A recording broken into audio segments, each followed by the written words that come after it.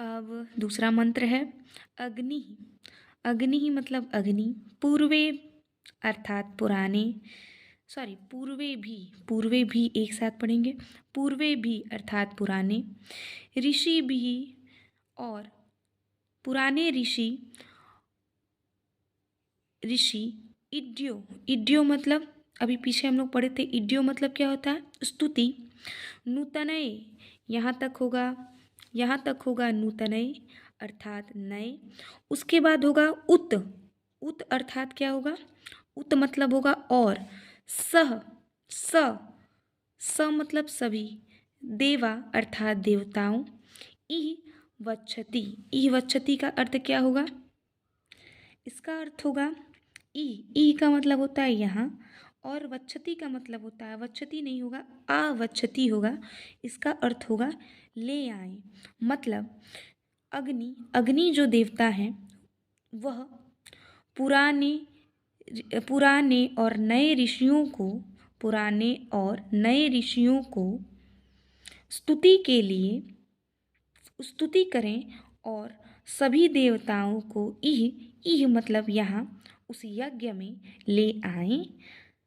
ये होगा इसका शब्द सह अर्थ। ठीक है, अब हम लोग तीसरा मंत्र पढ़ेंगे और उसका शब्द सह अर्थ समझने की कोशिश करेंगे। तीसरे मंत्र को ध्यान से देखेंगे। अग्निना रयिं शवन्नतपोषमेव दिवे दिवे यशसं वीरवत्तमम्। अग्निना मतलब अग्नि सबको पता, अग्नि जो है अग्नि देवता। रयिं का अर्थ होता है धन।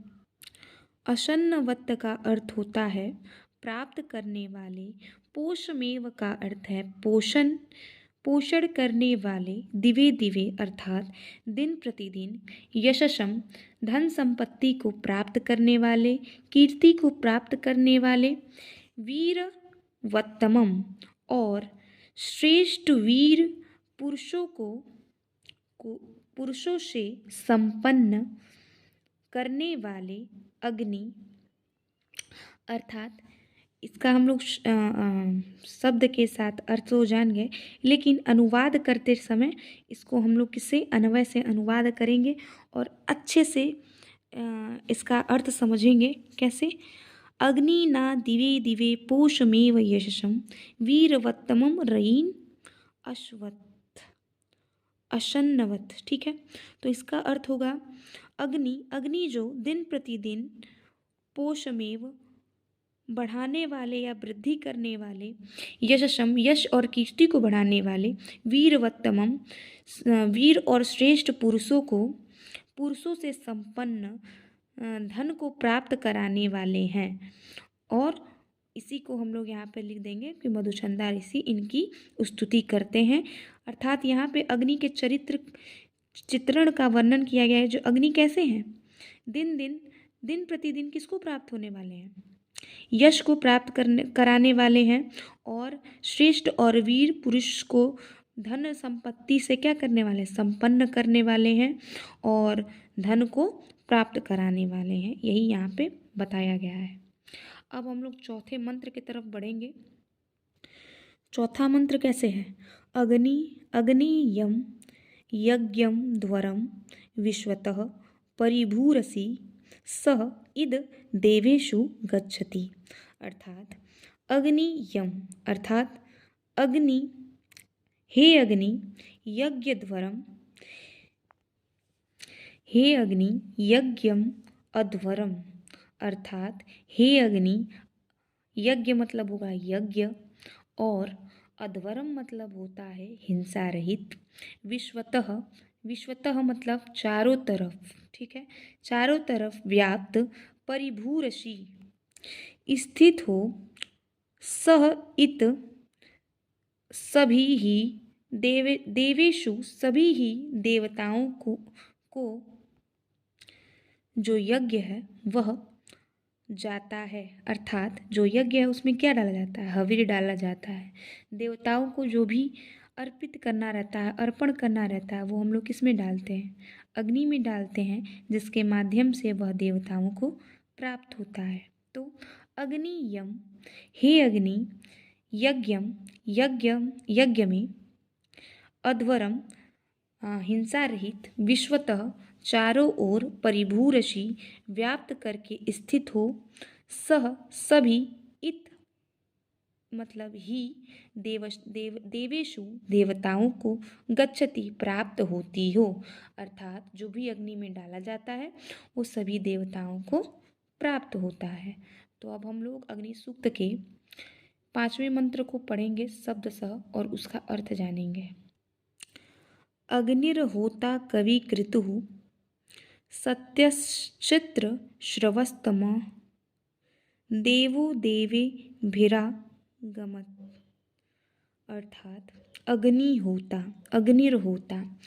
आगे हम लोग पढ़े थे ऋत्विज होताराम था ना। तो होता का मतलब होता है यज्ञ में बुलाने वाले। तो अग्नि अर्थात अग्नि होता यज्ञ में बुलाने वाले कवि कृतु मतलब होगा श्रेष्ठ चरित्र वाले, उत्तम चरित्र वाले जो व्यक्ति हैं, ठीक है, जो सज्जन हैं, उनको यहाँ पे बोला जा रहा है सत्य चित्रवस्तमम। सत्य अर्थात सत्य, चित्रवस्तमम का अर्थ होगा प्रशंसा वाले, देवो अर्थात देवता, और देवे भी और दिव्य पदार्थों के साथ जो देवता हैं। गमत का अर्थ होगा आए, ठीक है। तो यहाँ पे क्या लिखा हुआ है अग्निर्होता अर्थात जो अग्निर्होता है, अग्नि को यज्ञ में बुलाने वाले, ठीक है, किसको, देवताओं को यज्ञ में बुलाने वाले। सॉरी, होता का अर्थ क्या होता है, देवताओं को यज्ञ में बुलाने वाले। कवि कृतु अर्थात कवि के समान उत्तम चरित्र वाले, अर्थात उत्तम चरित्र वाले जो श्रेष्ठ व्यक्ति हैं वो सत्य की चित्रस्य वस्त्रमः अर्थात सत्य की प्रशंसा करने वाले। देवे भी भिरा अर्थात